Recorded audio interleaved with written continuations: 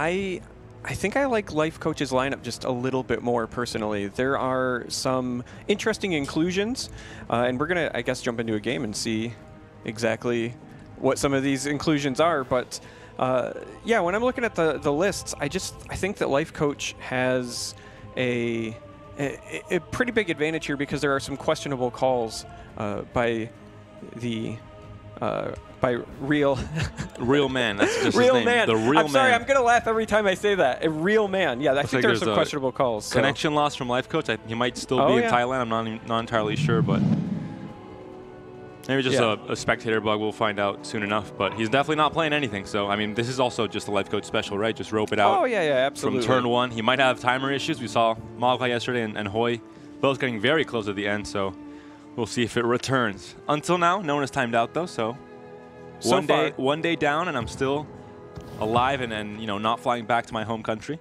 All right, so the good news is it looks like Lifecoach has reconnected from Thailand and managed to play a card. So I think he might be in Vienna already. I'm not entirely sure, but the last update from Twitter that I saw said, "I hope my connection holds up from Thailand." So I think he's still there. All right, I trust that.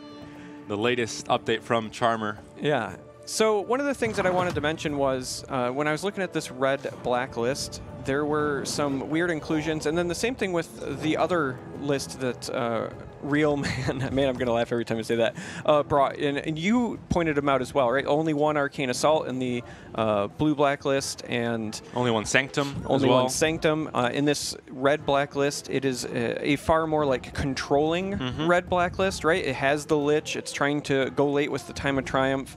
It has Tresden's standards, in not just in a 1 copy, but as a 3 of, and this is not a mono red list. So and three pickups as well, which is not, I think it's not a bad decision because against mono blue, for example, I talked about it in the Seed Story tournament as well. But things like gank and pickoff, you don't care about initiative. You can kill a blue hero before it goes to that lane, and then initiative does not matter because there's no hero there to do anything anyway. But again, MyGoodMate was punished for bringing some decks that were targeting mono blue, and this might be the same for Real Man.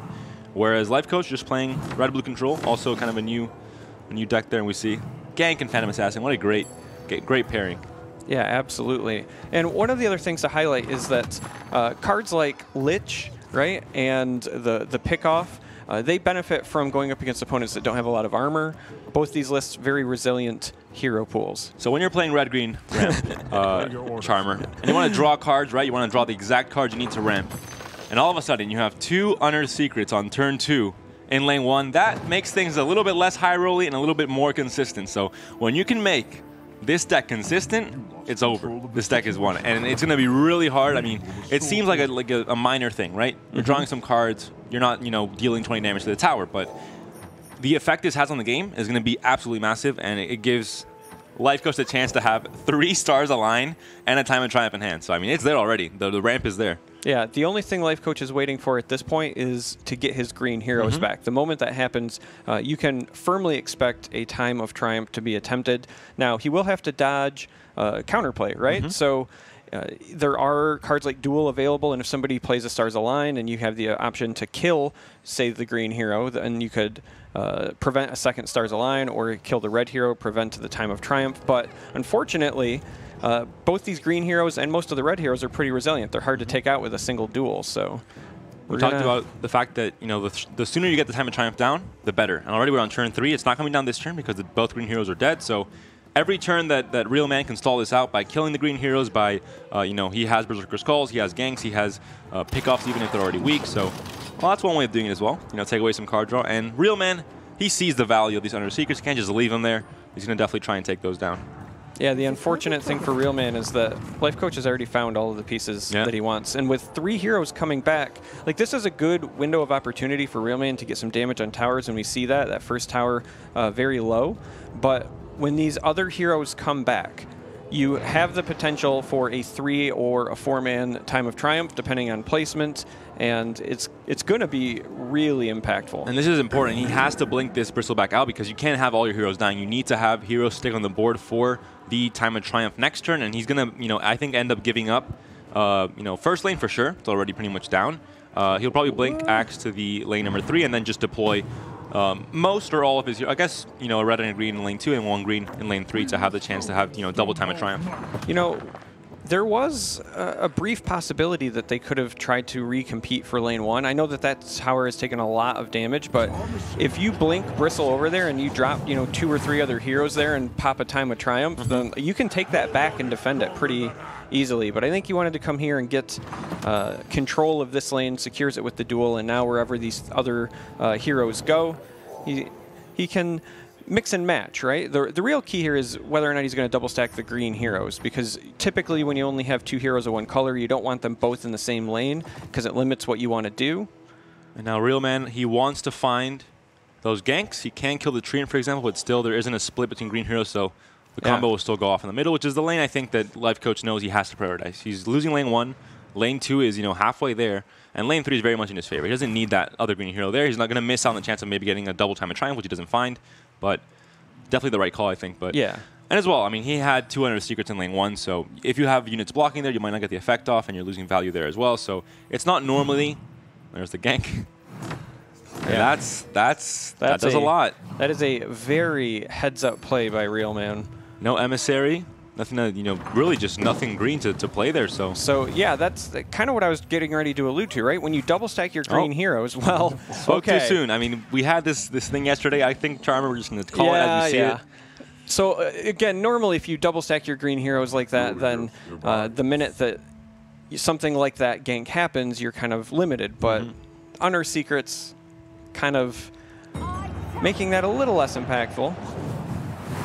Now this duel will not be killing the Treant. Going to leave it down to 4 HP. Just going to make sure to trade with it, after this turn. And Emissary won't do enough to save it. But there's the heal from... Oh, wow. That will definitely kill it. That Stars Align baited another duel. Luckily, there is another green hero still on the board, so it's not going to, affect the plays completely. You didn't waste the Stars Align. You still can play the Emissary this turn. But again, you're still taking damage. There's a Bronze in there as well. I mean, that was some great use of mana from Real Man. Yeah, absolutely. And it's not really a waste of the Stars Align because you have 3 of them at this point, and the game's already going later. But you got to feel pretty bad about playing an Emissary with only 1 hero and 1 creep there. Now this should be a Berserker's Call, I believe, just to clear out the creep, save Bristleback, and deal direct damage to the tower, because right now there's only 4 damage going in because of the Axe Curve and Bristleback being blocked. I'd be very surprised not to see a Berserker's Call here. Just makes sense.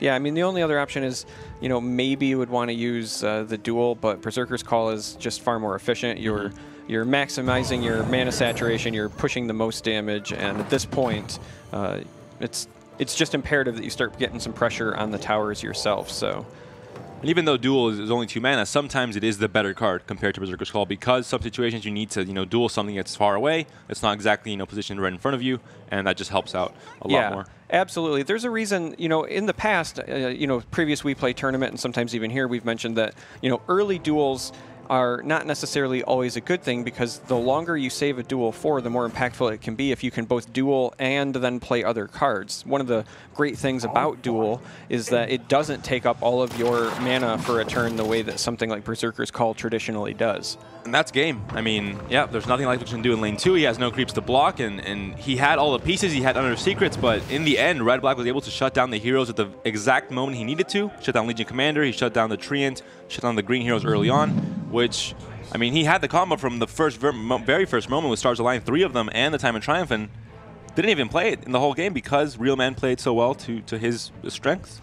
Yeah, absolutely. One of the interesting things there is that normally you play these green heroes, specifically Omni Knight with that 12 health and the Treant, because they're resilient. You don't want them to die, but because of some fortunate card draws and placements, the green heroes were wiped out early, and that meant that Lifecoach could not ramp in time, and it really kind of spiraled out of control.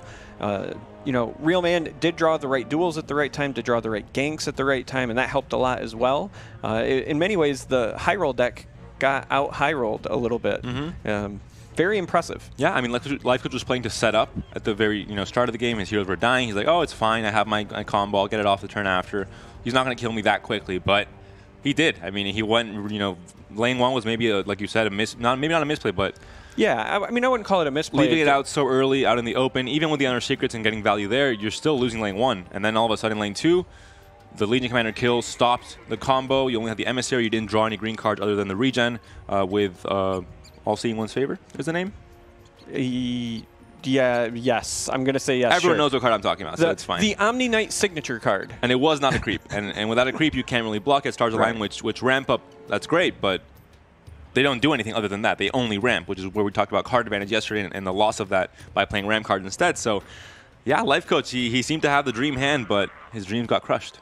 Yeah, absolutely. And, you know, again, I wouldn't call that lane placement thing a misplay. It was just a different line. That's one of the beauties of Artifact, right? It is not the same, and it's pretty complex. And so even when you make the right decision, sometimes you go back and say, hey, I could have maybe done this differently. If you make what ends up being a wrong decision, sometimes you go back, see a different line.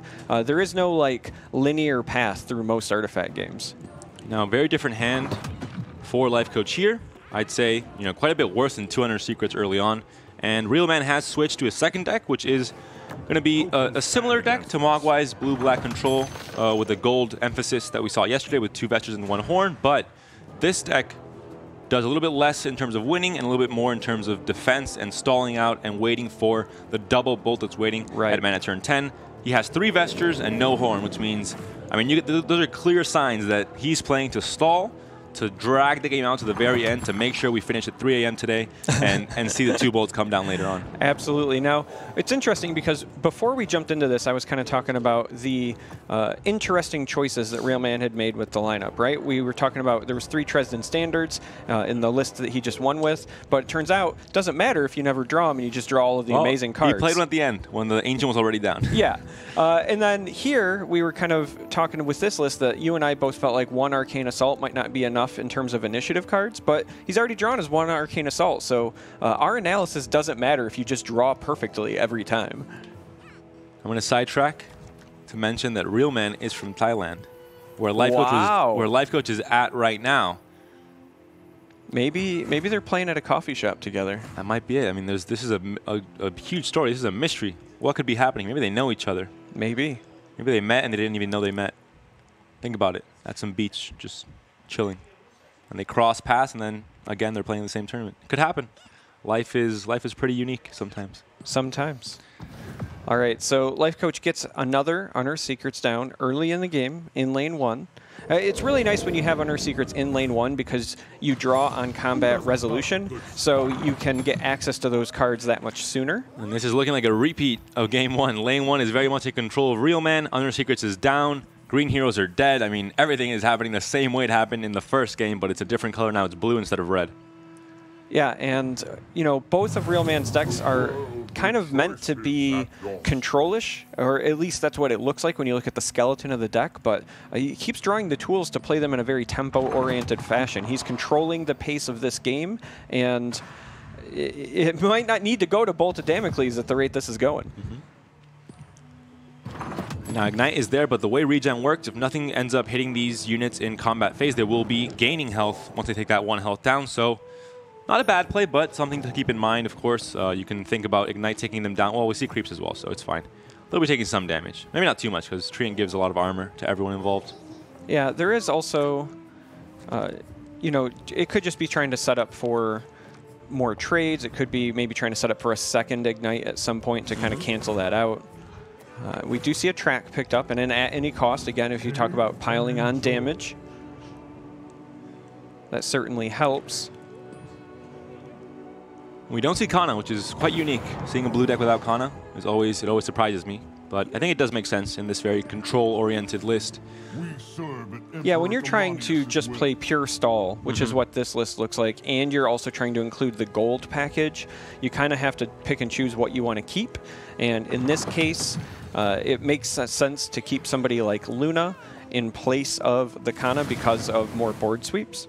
And to counter Ignite, you can even play Double Stars Align into an Emissary. But your Treant is at 1 HP. And your opponent, he has the at any cost.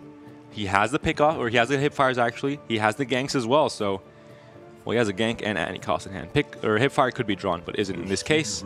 And this is dangerous. Are we going to see another shutdown here?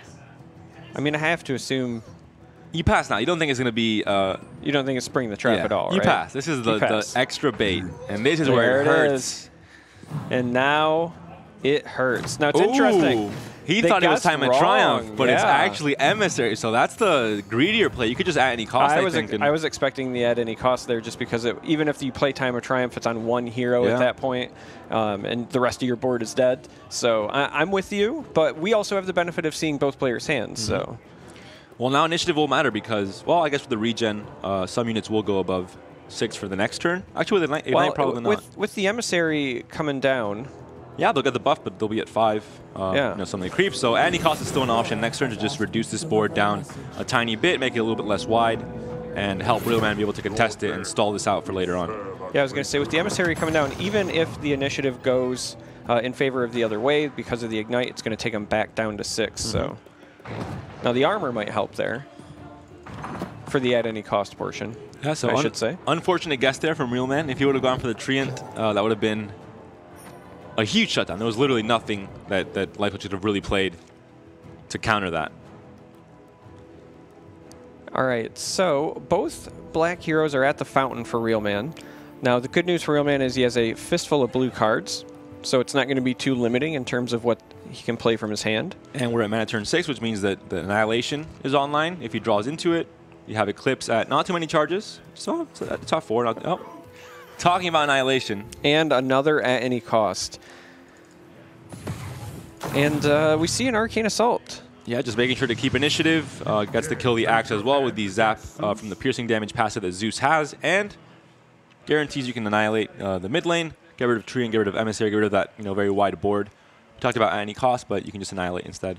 Yeah, there might be an argument to be made about maybe saving the Annihilation, because at any cost we'll get rid of everything but the Emissary.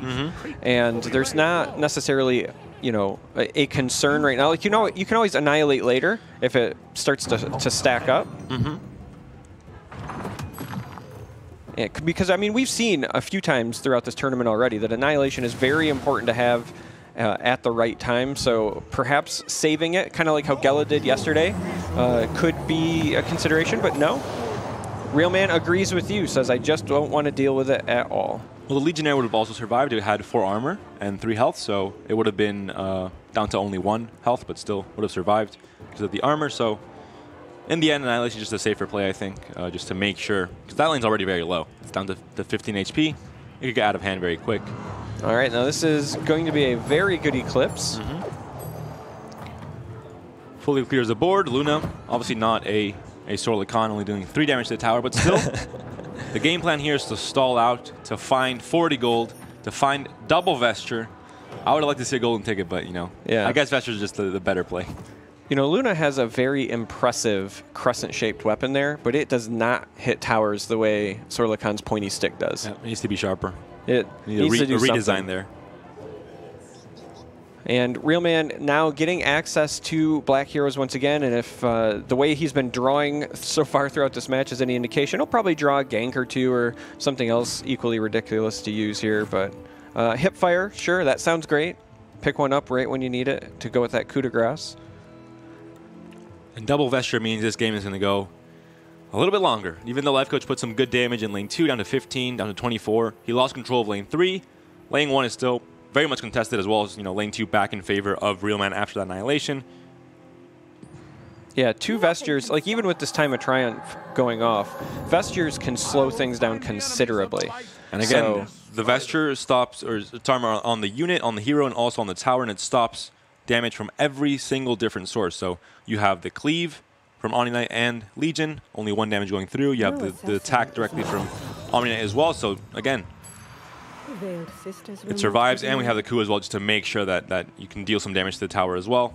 Yeah, I also think that was trying to shut down a potential blink to another lane there, but had to give up one of those bolts. So late game finishers. Ouch. And you only have 2. Yeah. Kind of hurt. Might get lucky with some Ogre Magi action later, or might just drag this game till like mana turn 20. When we talk about some of these decks that are blue-black or mono-blue even, they have the Bolt as a win condition, but they also tend to have, you know, they go wide early on with Prayer on the Weak, with Kana, with the Ignite synergy with Ogre, and also with Dimensional Portals, whereas this deck is 100% control. Right. There is no wide creep synergy. No chip damage, if you will. And then further, this is a gold generation deck that has no Horn, so you have no source of like burst for 14 or even consistent siege damage. You are like all in on these bolts or going well into you know, the mana turns. So I hope you're ready to stay up late, Panda. We're going to be here for a while. So what we're saying is this is the most boring type of deck. It literally just drags the game on and on and on until you get that bolt. If you like to play Artifact, then this is the best kind of deck because you get more Artifact per game. Like, this is how you maximize your time playing Artifact. I'm not sure that's how Logic works. No, that's 100% how it works. I'm not going to back you up on that one. Ready to lead. You get more Artifact per game. But Legion is able to blink. Berserker's Call with the Time of Triumph hero is obviously going to do a lot of damage and take very little. Still very healthy at 13 HP. And this tower, with no Vestured hero there, is going down to 3 HP. So Lifecoach now has to focus on basically only one tower. Even with a Vestured hero coming into that lane 2, at only 3 HP, it's very hard to keep that alive in the long run. So Lifecoach does have another Time of Triumph in hand. He's going to have to stack them if he really wants to push through these Vestures. Now, there are 2 Vestures already purchased by Real Man. I believe he runs 3 in the list, but does not run any copies of And One for Me, which you do sometimes see in these. So 3, unless he gets one from the Secret Shop, is where it'll cap out. So we're likely going to see a fight between who can get the most Time of Triumphs versus Vestures here. Real Man's going to hope for Annihilation here. If he can find it, it's going to be a good 2 for 3 trade. And he doesn't this time, because lane 2 is going to be now, you know, pretty much in favor of Real Man. He has the Vestured Bounty Hunter. He has to go through these creeps, but he has the Hipfire, for example, to deal some extra damage with a Janata proc, maybe even as well. Lane 2, again, like we said, very much in favor of Lifecoach. This Legion will clean up very quickly and can Town Portal out even if he plays... Well, he has no creeps, so he can't actually. But lane 1 going to be a Time of Triumph, I think, for Lifecoach. And he has to be careful. We talked about it yesterday, Time of Triumph. You put all your mana into one play. Your heroes are great and big, but then you can't really defend. So if something can be done about that from Real Man's side, that only 13 HP, it gets a lot more dangerous. Now, I really like this play. Yeah. By dueling here, you remove the ability for them to respond with something like an Annihilation after this Time of Triumph. And so now you can pretty freely use your 8 mana to Time of Triumph on 3 heroes. This is going to be a stacked lane for Lifecoach. And you still have, like we said, the mana to do it. You have the 10 mana, so it's a perfect 2 + 8. And now there's a Vesture here. It's blocking a lot of damage, but still slowly going to chip this down. You know, 9 damage this turn. Another way to go over the top of the armor on Vesture is to let your Hamburglar over there eat so many cheeseburgers. He'll have 10 attack after going through this melee creep. That's one way to do it for sure. See Double Mist in hand as well for Lifecoach, but again, a bit too late for this. Well, these are the cards that you want to see early on. It's not a bad card to have, but... You say a bit too late, like this isn't about to go far, far further than it already is. There is no wrong time to draw Mist of Avernus against this blue-black deck because it is in for the long haul. Jasper Daggers are also great because of the piercing damage that will absolutely help shred through the Vestures. Fantastic play and pickup by Lifecoach as well. Now what Lifecoach wants to find, which is going to be hard because with Vesture and Stonehall Cloak ticking on the Phantom Assassin, he wants to try and find some sort of spell that can deal with this Phantom Assassin before the combat phase. If the Vesture is out of this lane before then, the damage will go through, you know, without any kind of defense, and then that would almost guarantee the tower kill. Speaking of digging, I just want to highlight how great that play by Lifecoach was right there. By using the Town Portal Scroll on the hero, it let a melee creep get through for 2 damage on his tower, so he drew another card off of Unearthed Secrets. That'll absolutely help dig a little bit deeper. And because he knew he had no creeps to play in this lane with Legion Commander, he couldn't port Legion Commander out to change her if that lane was taken down this turn. He needed to leave her in that lane. All right, now Real Man does pick up an Annihilation, and that will absolutely be relevant. The Hipfire here secures initiative. Which is massive because Annihilation was drawn and can take care of that lane 1 next turn. And that is, you know, as we said, the 1 Arcane Assault there. So this is right card at the right time for Real Man. The Luna's going to go over as the Sacrificial Lamb. What a surprise. Who would have thought that only Luna would go to that lane? Now, Phantom Assassin is going over to the right lane to help secure that, but both those Vestures are going to be over there, so we may see a scenario where a Real Man has to hunt for scrolls or blink daggers, or might even just have to blow up his own lane so that those vestured heroes can get redeployed at some point. There is a chance they could be stranded. Now Lifecoach has to be very careful. He knows that if, I mean, Hipfire could have been played just to deal damage to the tower. So he doesn't know for sure if that initiative mattered. And once it is going to matter because Annihilation was drawn right before that. So we'll see. We'll see. He's committing to lane 3 instead. So very safe play by Lifecoach, saying, you know, I'm not going to overcommit and just lose the game if he has that one card he has to have. Yeah, absolutely. I like that play by Lifecoach because there's enough presence here. I mean, look, you have an absolute unit of a cheeseburger eater in that lane. You don't need another hero. That's a hero itself. And nothing to think about there. Very easy kill for Realman there. And now Ogre can go into that lane next turn and just deal with his tower by himself. Although without any creeps to help him, we talked about the Prey on the Weak not being here, the Dimensional Portal. It's going to start, you know, be hard with only one blue hero to deal 11 damage. It might seem like a trivial amount. We also have the Legion Commander going over to defend. I like this play. Again, already have enough presence over there on the right-hand side, so you can send Legion to the left. And there's no blink as well for Realman, which means that Ogre comes down here if initiative is still in favor of Lifecoach. Berserker's Call will very easily deal with this. I like this coup by Realman because the Blink Dagger is, you know, it represents mobility for Lifecoach. So if things don't go super great here, they could Lifecoach could move over and pressure in the other lane 1.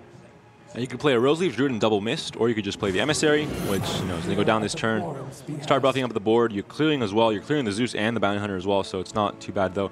I'd almost prefer the Bounty Hunter to not die this turn, I think, because you can redeploy him now in lane 1 because of the Vesture. Yeah, unfortunately, I don't think there's any way that that could be avoided by Lifecoach. That tree is really beefy, and, well,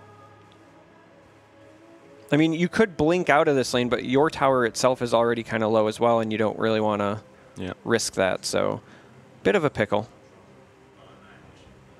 I like doing this. Like, this is enough to just say, okay, I'm not really going to fall too far behind here, and my opponent is still going to have to respond in lane 1. You know, the Ogre coming down is not evenly matched with that Legion Commander, right? So they're going to have to do something defensive or have a clock essentially in both lanes counting against him. But now we're on mana turn 10. Yes. Lane 1 and 3 are both under 20 HP, which means that Bolt, the one Bolt that is still in the deck for Realman, can be a win condition in one of the lanes, and then we'll have to see how Realman ends up dealing damage in the other lane. Black heroes could be the answer because they do have a higher attack stat in general than the blue heroes. All right, so Ogre potentially going into this middle lane, and that's an interesting play. Could represent wanting to play cross-lane cards like the Sanctum and maybe the Ignite. It also does have a couple of Blink Daggers in hand, so it might just be allowing them to kind of see where things go and then adjust accordingly.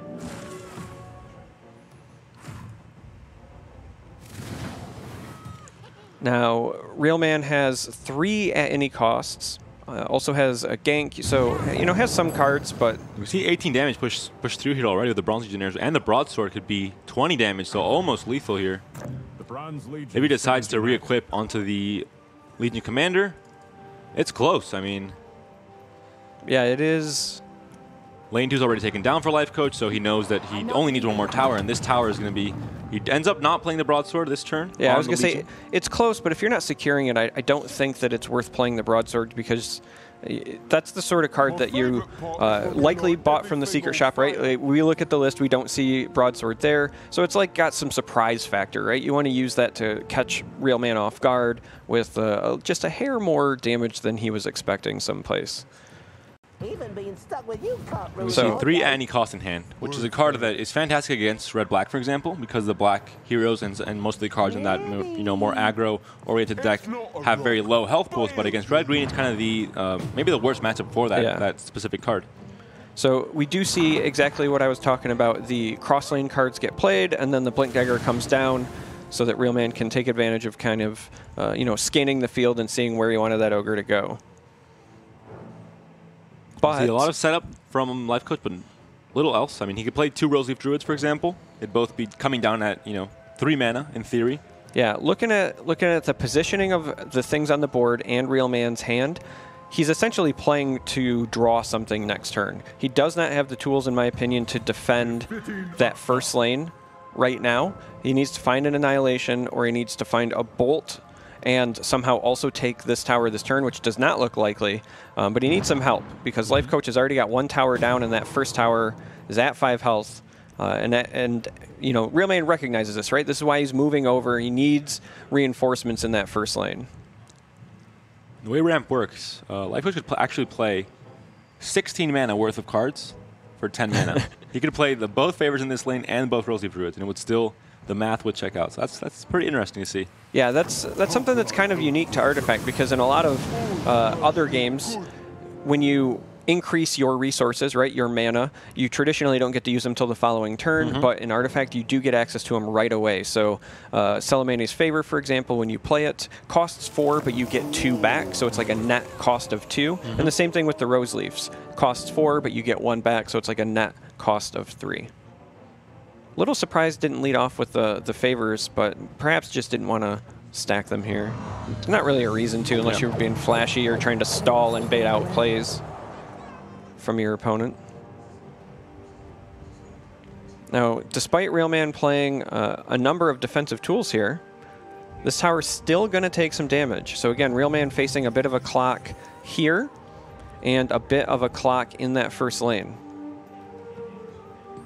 All of the tempo that RealMan had developed early on has now shifted over to Lifecoach. But initiative is in favor of Lifecoach. He has 3 heroes coming in. There's no Annihilation in hand right now for RealMan. He has 1 more left in the deck, I believe. 2 have been played, if I'm not mistaken. Right. Now, just based on color splits here, I would expect Omni Knight to go into that first lane. Potentially 1 more of the red heroes, and then likely 1 red hero I would think would go to the 3rd lane, just so you like evenly distribute your pressure. Now, we could see all of them go into the first lane because of the presence of Blink Daggers, but I think that there is some danger there, because if your opponent does have an Annihilation, you'll get like 1 action. But it would have to be the last one also drawn, so it's a little bit less risky at this point if you're Lifecoach. But it's still, we see the split here. Lifecoach does have access to Duel, but there's going to be 2 blue heroes in this first lane, so the positioning would have to be in favor of a Berserker's Call, and with Zeus being placed where it is, Lifecoach would need some things to kind of go his way to make sure that that hit both blue heroes. So does look like he's considering the same split I was talking about, just not color-wise. Now, if Bounty and Luna both end up on the right of Zeus, there's a pretty high chance, well, that can actually happen. Or it can't happen, because there's combat slots open there. So if you're... what were we just talking about, Charmer? Needed some stuff to go his way, and that's exactly what happened. So this Berserker's Call is going to clean it up, and... Oh, initiative mattered an awful lot here. And here's a bolt as well. That is going to seal it. Now, in case you're wondering maybe why the color split occurred the way that this did, one thing I want to point out, Omni Knight did have that Blink Dagger, so Lifecoach might have been thinking, you know, if I don't get things to go my way and I get annihilated, even though I'm double stacking my green in that 3rd lane, it gives me another hero I can blink back over and continue to pressure that first lane. So that might be why he said, you know, colors don't matter nearly as much as mobility. And we talked about the initiative. He has only one Arcane Assault, he has 3 Hipfires, sure, but in the end, we saw the Sanctum, so he had the mana to refresh, to get the initiative at the end, and at the end he just couldn't get it because he didn't have any of those cards. So that could be, one of the reasons that he got punished. Yeah. So we are going to Game 3, and we're now going to see a red-blue control-ish deck versus a blue-black, very control-ish deck. So if you thought last game was going long, you might see something a bit longer. This is a deck you don't normally see in tournaments, red-blue. We saw it at the first WePlay event. We didn't see it, I believe, at all. At Seed Story, it was kind of phased out completely. People just thought it wasn't as optimal or as strong as other decks, and was kind of thrown out of the meta. But Lifecoach just brought it back. I think JJ, lifetime practice partner of Lifecoach, has also brought it back, SuperJJ. And I believe Mr. Yagut, also on Complexity with JJ, has also brought it. So we'll see it a bit more this tournament, but this is going to be the first showing of red-blue control back in action. Yeah, since the last balance change with the updates to some of the cards, I think that the people who were in favor of this style of deck had kind of transitioned to the straight mono-blue version, kind of sacrificing the early game presence of the red heroes for just more blue tools. But it's going to be interesting to see how much the red matters in this matchup because they are still both control decks, but with having some red heroes, you get some targeted kills, you get some strong creeps to maybe get some early pressure. It's going to be interesting how this shakes out. And we also have Canna on this list as well, so this can go wide where Real Man's list cannot. We also have Routed, a card that you don't normally ever see in most lists. We saw some red blacks in the first WePlay tournament like Game King and DPMs and Freddy's that brought Routed in red black as well. A more control variant, but this is going to be kind of a staple in red blue control. That one single version of Routed to really just, like the panel said, just to win more once you're ahead, once you're controlling the board. It's a win more, but in many ways it can also, in a control mirror like this, for example, kind of win you the game. Because if you annihilate 3 or 4 heroes and then you can follow it up with a Routed in the following lane, you can really set an opposing control player back. So I like the inclusion here. We'll, maybe get the opportunity to see it. In this particular matchup, Real Man has 2 paydays. So if he can find some gold generation early, he might be able to jump out to a sizable lead, but it's going to be for defensive items because there is no Horn of the Alpha. And we can see a curve here from Stonehall Elite. We'll see how much Lifecoach believes in the curves and Artifact. He's a man that normally goes for statistics and consistency, but we'll see if he's succumbed to the arrows as well. Does he believe in the RNG? I mean, this is actually an important one. This says a lot about Lifecoach. Yeah, it's an interesting one because if you believe that you can catch an arrow, Stonehall Elite looks amazing here. If you don't, then maybe Dimensional Portal is slightly better. Or the Duel even. And Portal, similarly, talking about RNG and a little bit of randomness here, has a chance to multicast in this lane, so there's some attraction there. How much does Lifecoach want to bet on the right 25% call?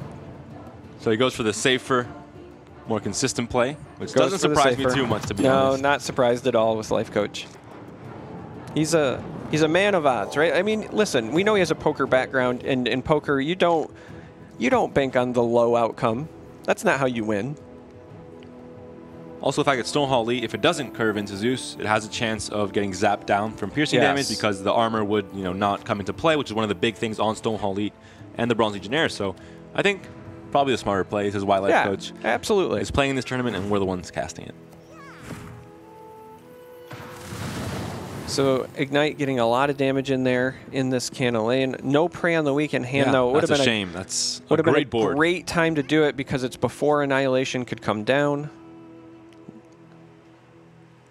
Instead, we could see a Stonehall Elite that maybe wants to curve here. We could just see Foresight to dig a little bit deeper. Could see Viscous Nasal Goo to seal the deal on the Luna. Yeah. And that is what we see. There's no item in hand either, so Lifecoach knows that he can't really, there's no way to heal that Luna.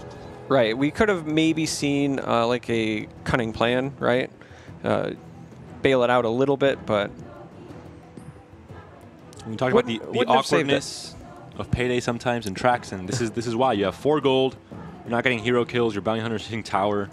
You're facing some, beefy red heroes and some, beefy blue heroes too in some cases. Yeah. And you're just not getting the kills and the gold that you need to get those paydays going. With 2 paydays as well, you can just ramp up from 10 gold to 20 and then to 40, but from 4, it's, kind of a small base.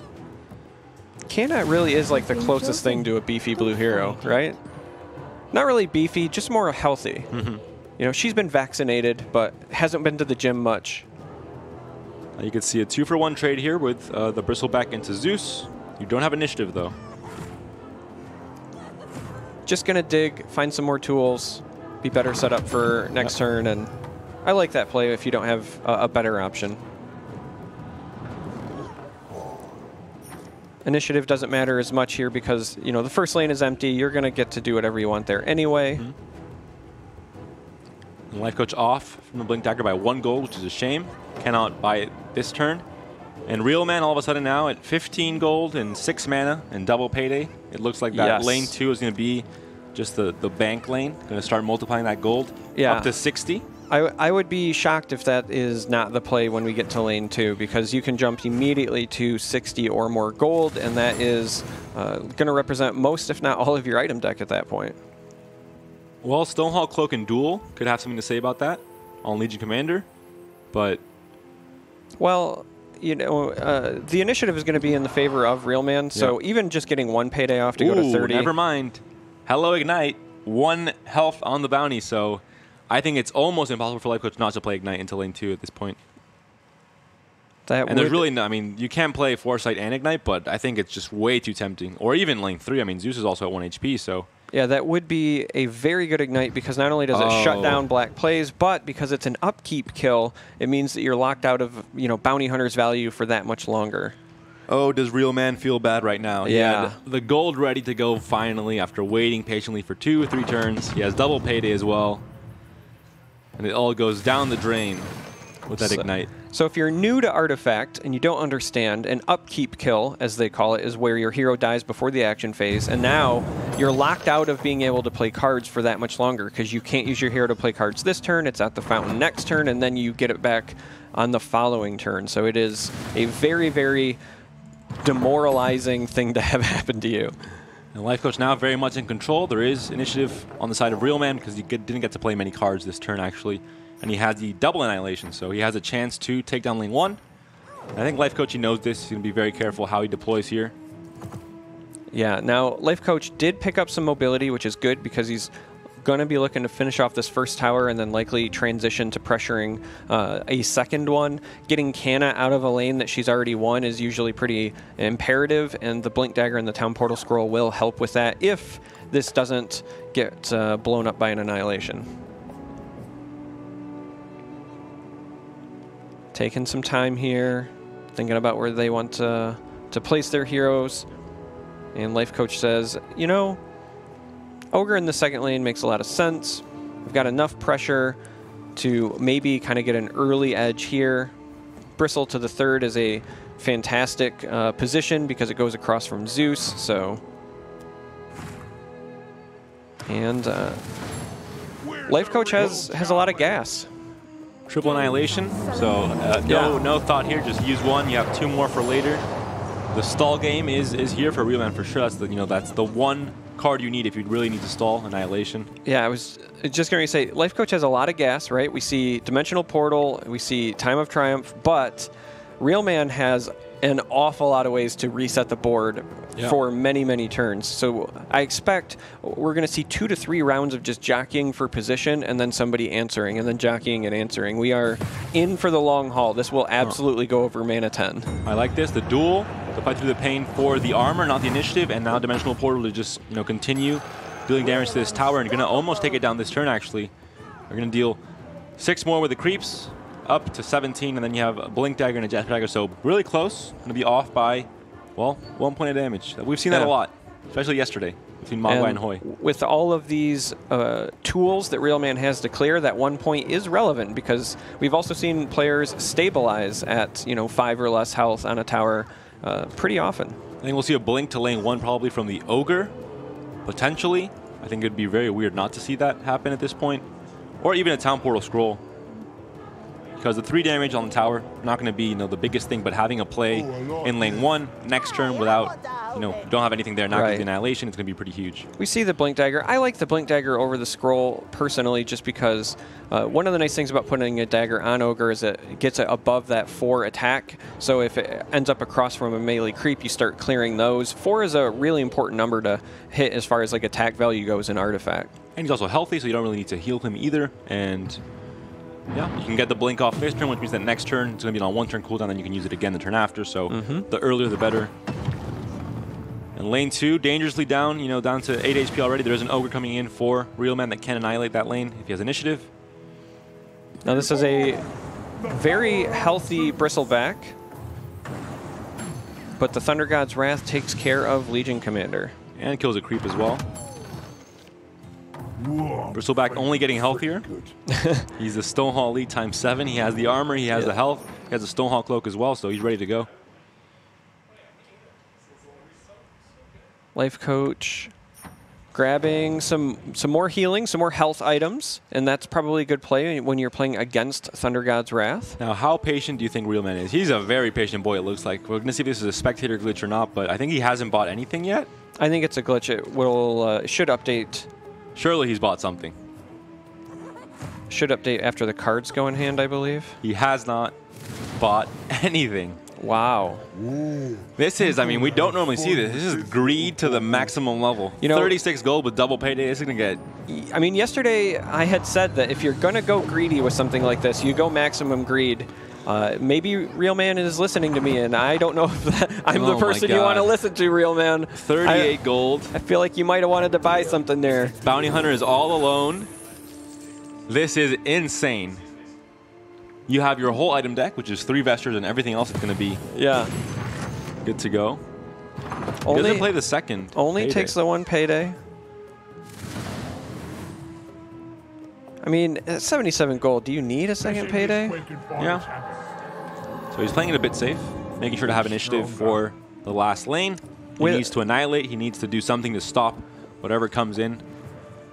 With a second Time of Triumph in hand, I'm actually kind of a fan of just slapping that one on Bristle. Bristle is an absolute unit right now. He is not looking to die anytime soon. You have multiple sources of mobility in your hand, so generating as much pressure now as you can. Very important. And then because that second tower is already at 4 health, if you take down the third one and then you end up getting Bristle, even with the 1 Time of Triumph in the second, the siege damage might take it out. So Real Man really needs to get some defense up, and finally bought almost everything. He got the full set: the triple Stonehawk Cloak, the triple Blink Dagger. Missing 1 Vesture, but he's almost there. Annihilation does come down, resets the lane for Real Man. So Lifecoach, a bit of a bad guess there, getting that 3v1 trade. Bounty Hunter dealing damage here. This tower is still not going down. Vesture does go down to block any damage at all. Double Vesture, so this lane is not going down. Well, we could also just see a Blink Dagger come down as well. There's no reason to have 2 Vestures here, so it's entirely possible he's just going to move one of those over to the right lane anyway.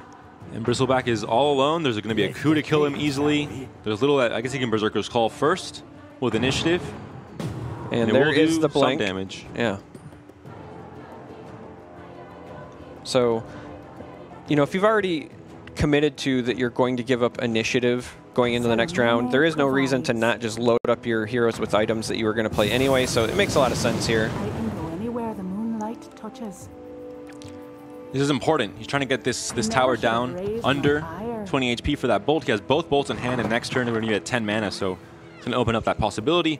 In this case, Berserker's Call should come down here, clears 2 heroes, but we still see Bounty Hunter with the coup de grace available, and the coup de grace, as well as Annihilation, which was discarded, do not care about armor or health or anything else. They just kill the hero no matter what. You do not pass go. You do not collect $200. Actually, you collect 5 gold, though, so that works out well. And suddenly, this board is really empty. It's almost like we're seeing 2 control players battle it out. Yeah. And the turning point tends to be, you know, when it's control against aggro at mana turn 6 or 7, but in this case, a little bit later. Right. But still, the aggro, the aggressive player in this case, even though it's, you know, like you said, control against control, was Lifecoach, putting the pressure early on, has the red heroes, control over the board, and now the reset, the gold gain from Realman, and now it's all about his game plan, which is the Vestures, the bolts as well, both in hand already to clear out the games. And we'll see what Lifecoach can do about it. He has a blink as well, at the very least, to be able to contest different lanes. Now, I really like this play by Lifecoach of putting the Ogre in the first lane, because if you know you're only getting 1 hero and you have a hero with a Blink Dagger, you can make some plays here, dig, do some things, and then if necessary, move it over and do it all over again. And now maybe it's Lifecoach's turn to annihilate. Now it's, we saw, you know, 2 already and 1 discarded from Realman, and now it's, you know, Lifecoach's turn to draw them and start maybe using them now this turn as well. Hey, I mean, I said it earlier, we are in for the long haul with this one. We are going past mana turn 10, and I firmly believe that we might even have 2 more rounds out of this. It's going to kind of depend on whether Real Man can get some chip damage in here soon to capitalize with those bolts. I think the bolts are the X factor here, but both players have a lot of tools to be defensive, reset the board, and stall, so... Because of the lack of creeps, it means that there couldn't be, you know, a bolt and just a blink out from Luna in this lane to take it down. So he's going to be playing patient, I think, just going to naturally take this down under 20, or just bail out. Blink. Interesting. Well, this gives a better annihilation to Lifecoach, so that was maybe questionable. Initiative also in favor of Lifecoach, and this is going to be a very easy annihilation, I think. So in Real Man's defense here, right, we know that this blue-black deck is made to do one thing, right? And that's not lose, right? It is a stall deck. You play to not lose with this. And when you see Ogre come over here, maybe you're thinking, all right, he's got some trick up his sleeve, so I'm going to pop Luna over here and double Vesture up. Just make sure I've got an answer in case there's anything weird. I get access to both my colors by doing this over here. So does feel weird, but...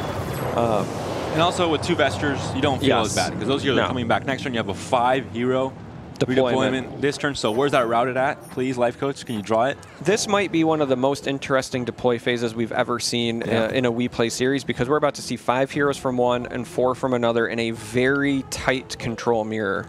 There's going to be mind games all over It's the same with here. Mono Blue. I mean, these are the matchups where all of a sudden the turn 10 deployments are so important.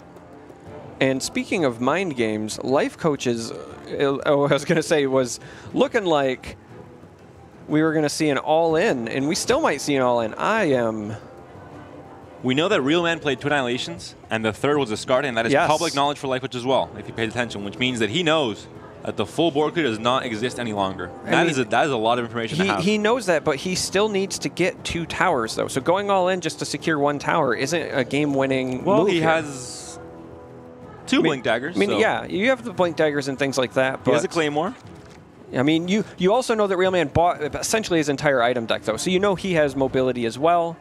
This is, like I said, one of the most interesting deploy phases I think we've ever seen. Lifecoach did opt to not go with the full all-in, has 1 in the middle. Real Man being a little more conservative, front-loading this first lane and then putting some presence in the other 2. Now we'll see where the mana is spent here from Real Man, because if Real Man spends mana to the point that Kauna can survive safely for Lifecoach, he can blink out both Axe and Legion, or just Time of Triumph. Okay. Right. He could have gone for an Annihilation maybe in this lane as well, just to continue stalling and blinks out Axe and Legion instead to different lanes, and then if Kauna survives because she's still quite healthy and there's only 4 mana up for Real Man, I guess the gank is still a possibility maybe. Now, that Time of Triumph is a very big deal, but so is the triple Vesture. We're basically seeing a game of chicken here. 1 damage. Yes. Feels bad.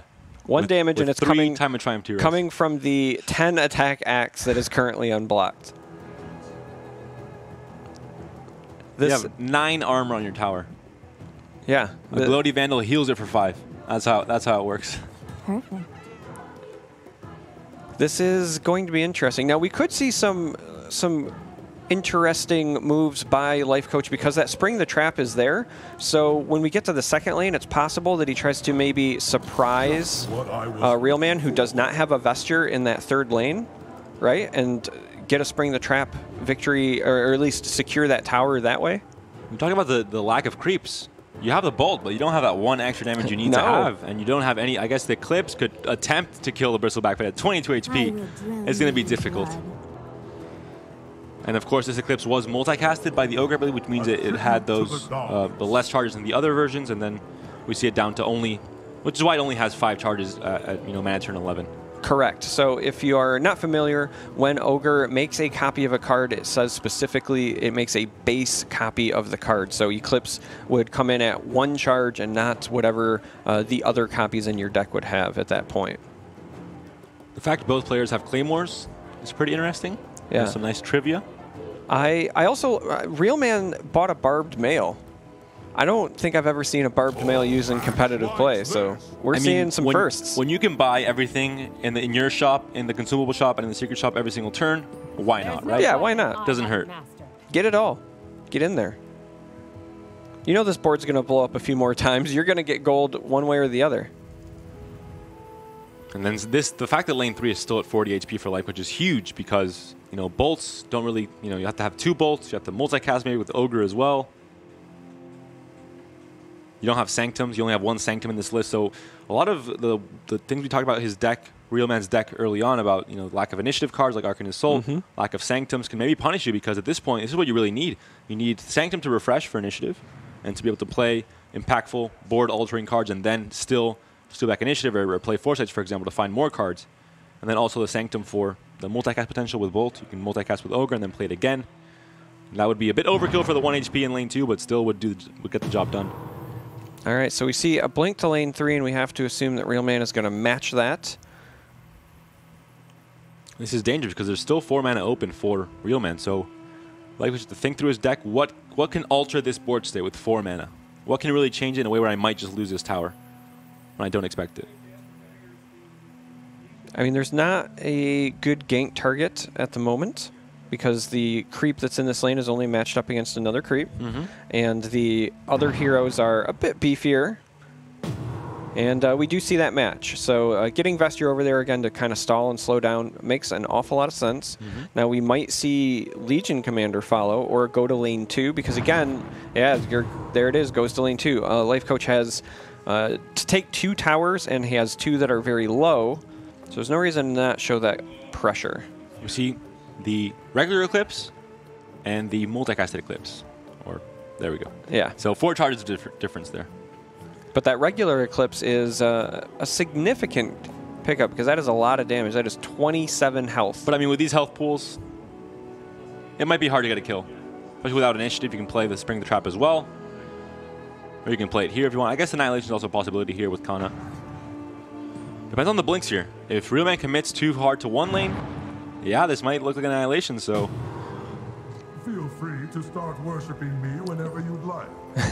Good old Zeus with his voice line. Gotta love somebody who wants to be worshipped. I imagine that there has to be just a play for initiative here from Lifecoach. Down to 26 seconds. Real Man still at 4 minutes. Yeah, I really like the Spring the Trap, actually.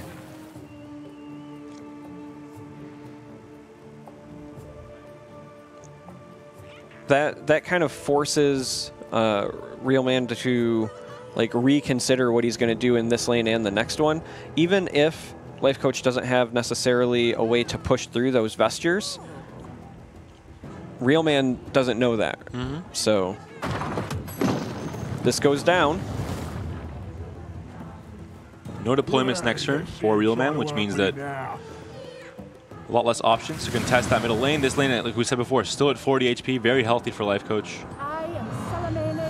All right, so we're going to see an Eclipse clear. 10 charges. Gonna do it. And next turn, it'll be exactly enough. Yes. So the math checks out for Real Man.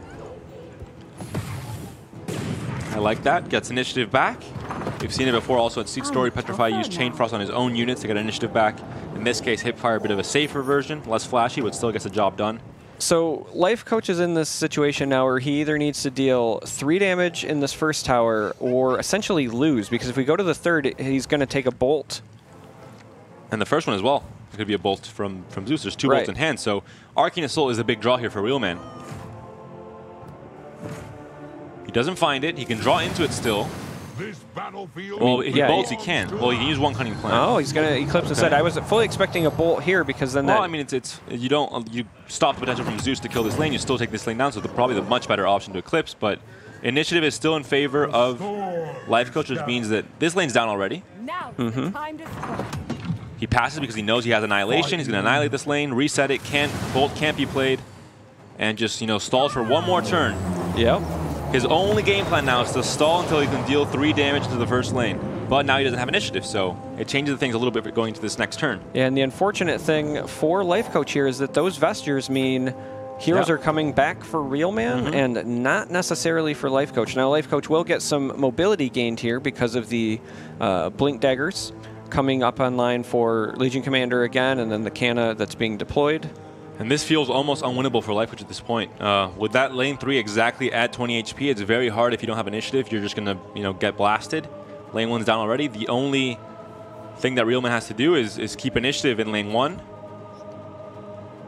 And without Lifecoach contesting lane 1 with only 1 hero deploying, then he doesn't really have to do anything now. He could blink to lane 3, but there's no need because you have the bolt. You don't have a Vesture on the Kana. It's just going to be a clean 20 HP. And unless it was a cross lane spell to deal with that.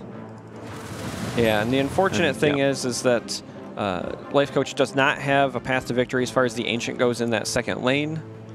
Not quite low enough, and if they attempted to go that route... Well, Real Man drew Arcane Assault. That was maybe a little bit risky there, but he finds the Arcane Assault. He can blink. He can now freely blink to lane 3, although there really isn't a need because he has the bolt. It's just going to deal 20 damage. His tower's already down. Yeah. He has 2 bolts, actually. It does not look good. But he does not know about the... I think this is... Yeah. So looking into the Ancient Kill, if he expected something could be played. At 13 mana, you can play a whole lot. Yeah, it does not look good for Lifecoach at the moment. Just to make sure now to play Arcane Assault. Well, you can blink the Bounty Hunter first to lane 2 as well, because really you don't need anything else in lane 3 as long as you have the Ogre there. There's no cross-lane kill potential in blue or red. That's kind of the thing where you're missing if you don't have black, you don't have the ganks, you don't have the pickoffs. Right. And instead goes lane 3. Again, kind of inconsequential. Doesn't play the Arc. He can play it here, I guess. But if there was a... Yeah, there's no kill spell. If there was either a duel or a Berserker's Call, yeah, there could be some punishment there, because that would open up a lot of possible plays for Lifecoach. That is interesting. Because Annihilation is still in hand, the 3rd one for Lifecoach. There's the Arcane Assault. Now... There's no Fight Through the Pain. Yep, there was only 1 in the deck, and it was already used. Yep, no Fight Through the Pain, unfortunately. There's nothing else that Lifecoach can do at this point. He knows that he's at 20 HP in lane 3, exactly 20 as well, which is, you know, if there was 1 less HP on that tower, things would be a tiny bit different. But because it's at 20 HP, it's just direct damage, which means that with initiative, it's 100% game for Real Man. And we can see the towers. I mean, 3 HP in lane 1 for Real Man, 8 HP in lane 3. So a very close game here. The routed finally comes down.